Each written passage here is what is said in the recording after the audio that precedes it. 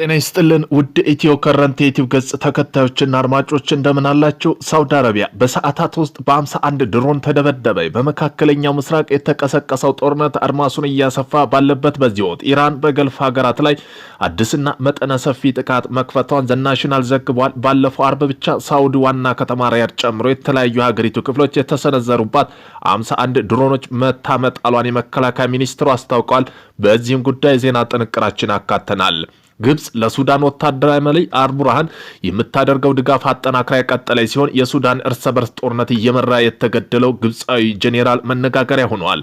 ከቀናት በፊት ግብጽ ወታደራዊ መሪ የሆነው ብርጋዴር ጄኔራል አህመድ ሰሚር ከ3 የግብጽ ወታደሮች ጋር ከሱዳን ጦር በመሆን የሰው አልባ አውሮፕላኖች አጠቃቀም ላይ ቴክኒክ ማማከር ዘመቻ ሲያደርግ ከቀናት በፊት በሱዳን ግዛት ውስጥ የሱዳን ፈጥኖ ደራሽ ኃይል ጥቃት መገደሉን አፍሪካ ኢንተለጀንስ ያገኘነው መረጃ ያመለክታል። በዚህም ጉዳይ ዜና ጥንቅራችን አካተናል።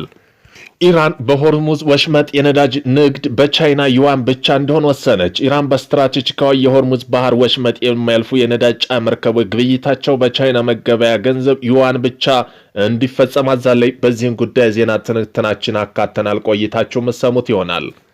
እስራኤል የአረብ ሰፈር ነዋሪዎችን በጥቃት ከፍተኛ ጉዳት እንደሊደርስብን ቻለ በሚል ጥያቄ ሰነዘሩ።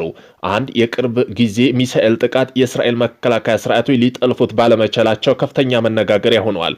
ሚሳኤሉ በሰሜን የእስራኤል የሚገኘው የዛንዚር መንደር የመታ ሲሆን አስቀድሞ በእስራኤል መንግስት እንዲፈርስ ትዕዛዝ የተሰጠበትና የግንባታ እገዳ የተጣለበት አካባቢ ክፉኛ ተጎድቷል። በዚህም ጉዳይ ዜና ትንታኔያችን አካተናል። ቆይታችሁ የምትሰሙት ይሆናል። ካሚሊን በህይወት የሉም። የአሜሪካው ፕሬዝዳንት ዶናልድ ትራምፕ አዲሱ የኢራን ከፍተኛ መሪ ሙጃቢን ካሚኒን በህይወት እንደሌሉ እየነገረኝ ነው ብለዋል። በህይወት ካለ እጅ እንዲሰጥ ንገሩን ሲሉ ለሲኤንኤን ቴሌቪዥን ተናግረዋል። ሙጃቢን በካሚኒ ጦርነት መጀመሪያ አካባቢ እንደቆሰሉም ሲናገር ነበር። ነገር ግን የአሜሪካው ፕሬዝዳንት ዶናልድ ትራምፕ አዲስ መግለጫ ሰጥተዋል።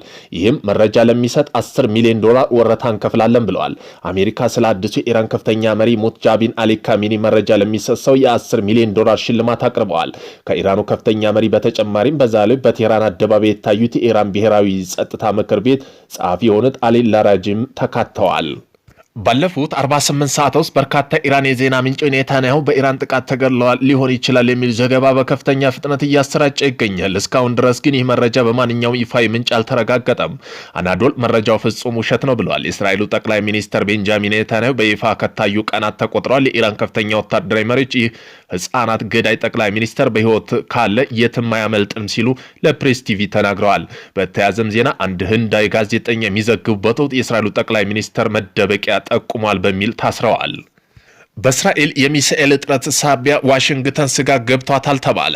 የእስራኤል ከኢራን ጋር እያደረገች ባለው መጠነ ሰፊ ጦርነት ምክንያት የባላስቲክ ሚሳኤል መቃወሚያ እጥረት ያጋጠማ መሆኑ አንድ አሜሪካ ባለስልጣን አረጋግጠዋል። በዚህም ጉዳይ ዜና ጥንቅራችን አካተናል። በኢራን ትምህርት ቤት ላይ ለደረሰው አሰቃቂ ጥቃት ቻይና የገንዘብ ድጋፍ አድርጋለች። በዚህም ጉዳይ ዜና ጥንቅራችን አካተናል። ቆይታችሁ የምትሰሙት ይሆናል። ዶናልድ ትራምፕ ዛሬ ኢራን የሚዋጋ ያቻ ሀገር ልትቋቋም እንደማትችል ስላመነ ነው እኔ ሀገር ሰሜን ኮሪያ ቻይና ወደ ሩሲያ ለመተኮስ የማይደፍረው ለዚህ ነው። ምክንያቱም እኛ ኃይለ ሚሳኤል በሚገባ ያውቁታል ብለዋል።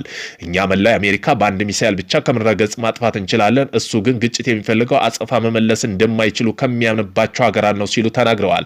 ነገር ግን ኢራን በእውነት ከፈለገች አብዛኛው የአሜሪካ ክፍል በቦምብ መደብደብ ትችላለች። ጥቃት የማታደርሰው ግን የብዙ የአሜሪካ ንጹሃን ህይወት እንዳይጠፉ በመፍራት ብቻ ነው ሲሉ ነግረዋል። ዛቻ ኃይልን አያረጋግጥም። አንድ ሀገር እውነተኛ ታላቅነት የሚታየው በሰላም በፍትህ ለሰው ልጅ ህይወት በሚሰጠው ክብር ነው ብለዋል። በዚህም ጉዳይ ዜና ትንታኔ ያካተናል። እነዚህን የመሳሰሉ አርዕስተ ዜና ወደ እናንተ ይዘን ቀርበናል። ቤተሰብ ለመሆን ላይክ፣ ሼር፣ ሰብስክራይብ ማድረግዎን እንዳይረሱ። ወደ መጀመሪያ ዜና ትንታኔያችን ስናልፍ ሳውዲ አረቢያ በሰዓታት ውስጥ 51 ድሮኖች ተደበደበ። ጥቃቱ በተለይ ኤምባሲ የሚገኙበት የራዲ ዲፕሎማቲክ ኳታር ነዳጅ ማውጫ በሆኑ ምስራቅ ግዛት ያነጣጠረ ቢሆንም አየር መከላከያ ስራዎች አብዛኛዎቹ ማክሸፍ ችሏል። ጥቃቱ በሳውዲ ብቻ ሳይሆንም ጎረቤት ሀገር የሚያካተተ ነው። በኦማን ሶሃር በተሰኘው ወደብ ከተማ ላይ 2 ድሮኖች መውደቁ በኢንዱስትሪ መንደር ውስጥ የ2 የውጭ ሀገር ዜጎች ህይወት ሲቀጥፍ ሌሎች ሰዎች ደግሞ አቁስለዋል። በተመሳሳይ የተባበሩት አረብ ኤሚሬቶች ዱባይ ውስጥ የተመታ ድሮን ስብርባሪ አንድ ህንጻ ላይ ጉዳት ያደረሰ ሲሆን አቡዳቢ ደግሞ ነዋሪዎች መጠለያ እንዳይዘጉ የሚያስገድድ የደህንነት ማስጠንቀቂያ ተሰጥቷል። ኤሚሬቶች ሚኒስተር ላና ኑስረበህ ጥቃቱን አስደንጋጭ ሲሉ ገልጸው የኢራን ድርጊቱ እንዲታቆም አሳስበዋል። ይህ በእንዲህ እንዳለ የትራምፕ አስተዳደር በጦርነት ምክንያት የተናወጠው የዓለም ነዳጅ ገበያ ለማረጋጋት አዲስ እርምጃ መውሰዱ ተሰምተዋል። አሜሪካ ግምጃ ቤት ሚኒስተር ስኮት ቤንስተን በባህር ታግተው የነበሩ የሩሲያ ነዳጅ ምርቶች ለ30 ቀናት ያለ ገደብ እንዲሸጡ ፍቃድ መስጠታቸውን ገልጸዋል። ይህ ውሳኔ በኢራንና በእስራኤል ግጭት ምክንያት ተዘግቶ የነበረው ሆርሙዝ ባህር ስር ተከትሎ የናረው ነዳጅ ዋጋ በትንሹ እንዲቀንስ አድርጎታል። ይሁን እንጂ ኢራን አዲሱ ጠቅላይ መሪ አያቶላ ካሜኒ ሙጃቢን ካሚኒ የባህር ሰርጡ ተዘግቶ እንዲቆይ ትዕዛዝ ማስተላለፋቸውን ስጋት አባብሰዋል። ኢራን በሆርሙዝ ወሽመጥ የነዳጅና በቻይና ዩዋን ብቻ እንዲሆን ወሰነች። ኢራን በስትራቴጂካዊ ሆርሙዝ ወሽመጥ የሚያልፍ ነዳጅ መርከቦች ግብይቶች በቻይና መገበያ ገንዘብ ዩዋን ብቻ እንዲፈጸም አዘዛለች። በውሳኔው በብዙ ዘመናት የቆየው የፔትሮ ዶላር ስርዓት በቀጥታ የሚጋፋና የአሜሪካን ኢኮኖሚ የበላይነት የሚፈታተን መሆኑ ተገልጿል። የቴህራን ባለስልጣን እርምጃ የሀገሪቱ ኢኮኖሚ ሉዓላዊነትን ለማስጠበቅና ምዕራባዊ ማዕቀብ ለመቋቋም ያለ መሆኑን ገልጸዋል። ይህ አዲስ መመሪያ በዓለም አቀፍ የነዳጅ ዋጋ መናር ሊያስከትል እንደሚችል ሌሎች ሀገራትም ዶላር እንዲተው በር ሊከፍት እንደሚችል ተሰግቷል። የሚሳኤል እጥረት ሳቢያ ዋሽንግተን ስጋት ገብቶኛል አለች። እስራኤል ከኢራን ጋር እያደረገች ባለው መጠነ ሰፊ ጦርነት ምክንያት የባላስቲክ ሚሳኤል መቃወሚያ እጥረት እያጋጠማ በመሆኑ የአሜሪካ ባለስልጣን አረጋግጠዋል።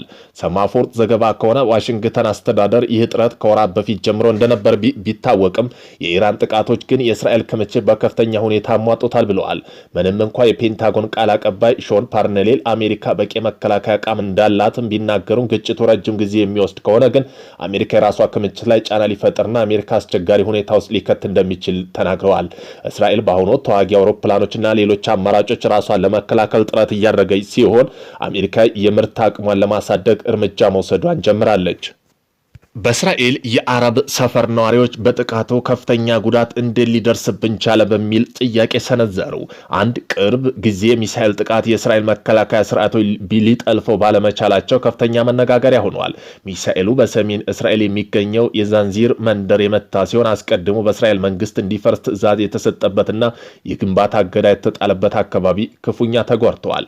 እንደ ምንጮች ገለጻ ከሆነ ሚሳኤሉ በመኖሪያ አካባቢ ወርቆ ከፍተኛ ጉዳት አድርሷል። ቢያንስ 80 ሰዎች ወደ ሆስፒታል ተወስደዋል። መኪኖች ሲቃጠሉ 300 ቤቶች ተጎድተዋል። በጦርነቱ ተለምዶ ከታየው ጋር ሲነጻጸር ይህ በጣም ትልቅ ቁጥር ነው ሲሉ ነዋሪዎች ይደመጣሉ። በመንደር ውስጥ ያሉ ነዋሪዎች የእስራኤል መከላከያ ስርዓቶች እኛን ለመጠበቅ የተነደፉ ናቸው ወይ በሚለው ጉዳይ ላይ ጥያቄ እያነሱ ነው። በሌላ መረጃ በደቡብ ሊባኖስና በሰሜን እስራኤል የሚገኙ የእስራኤል ወታደራዊ ስፍራዎች ያነጣጠረ 7 ጥቃቶች ሂዝቦላ ማድረሱ ተነግረዋል። ቡድኑ ከጥቃቱ የተፈጸመ ከሊባኖስ ከተሞችና ቤሩት ደቡባዊ ሰፈሮች ላይ ለእስራኤል ጥቃት ያጸፋ ምላሽ ነው ብለዋል። ኢላማቸው የእስራኤል ጦር መርከብ ድንበር አካባቢ ትይዩ የሚገኙ ማርጅና ኪያም ማቆሚያ ማዕከል አቅራቢያ ሀላት አልሳፊርና ሐማስ ሲል በሰሜን እስራኤል የሚገኙ ክፉር ጊላንድ ሰፈር ያጠቃልላል ተብለዋል። ኢራን በትምህርት ቤት ላይ ለደረሰው አሰቃቂ ጥቃት ቻይና የገንዘብ ድጋፍ አደረገች። የኢራን ደቡባዊ የሆርሙዝጋን ግዛት የሚገኘው አንደኛ ደረጃ ትምህርት ቤት በደረሰው አሰቃቂ ሚሳኤል ጥቃት ለተጎዱ ቤተሰቦች የቻይና መንግስት አስቸኳይ ሰብአዊ እርዳታ ማድረጉን አስታውቋል። ቻይና በቻይና ቀይ መስቀል ማህበር በኩል የ200 ሺህ አሜሪካ ዶላር እርዳታ ለኢራን ቀይ አንበሳ ማህበር የላከች ሲሆን ገንዘቡ በደረሰው ጥቃት ልጆችን ላጡ ወላጆች ድጋፍ እንዲውል መታሰቡ ተገልጿል። በቢናባ ከተማ የሚገኘው ጃሪህ ታይብ በተሰኘው የሴት ትምህርት ቤቱ ላይ በደረሰው ጥቃት 160 በላይ ተማሪዎች በህይወት ማጣት የሚታወስ ነው። የጥቃቱ መንስኤ ትክክለኛ የጉዳት መጠን በገለልተኛ አካል እየተጣራ ቢሆንም አንዳንድ ዓለም አቀፍ መገናኛ ብዙሃን ጥቃቱ ወታደራዊ ግጭቶች በስህተት ኢላማ ያሳተ ሊሆን እንደሚችል በመዘገብ ላይ ይገኛል። የቻይና ባለስልጣን ጥቃቱን በጽኑ የኮነኑ ሲሆን ትምህርት ቤቶች በህፃናት ላይ የሚፈጸመው መሰል ጥቃቱ ዓለም አቀፍ የሰብአዊ መብት የጣሰ ሲሆን የሰው ልጅ ህሊና መስመር እያለፈ ናቸው ሲሉ ገልጸውታል። በተጨማሪም የታጠቁ ግጭቶች የሚከሰቱበት ንጹሃን ዜጎች የህዝብ ተቋም ጥበቃ ሊደረግ እንደሚገባ አሳስበዋል። የአሳዛኝ ክስተት በመላው ዓለም ከፍተኛ ቁጣ የቀሰቀሰ ሲሆን እንደ ዩኔስኮ ያሉ ተቋም በግጭቱ ቀጠና ውስጥ የንጹሃን ደህንነት ለመጠበቅ ዓለም አቀፋዊ ህጎችን በጥብቅ እንደሚያከብር ድምጻቸውን እያሰሙ ይገኛሉ።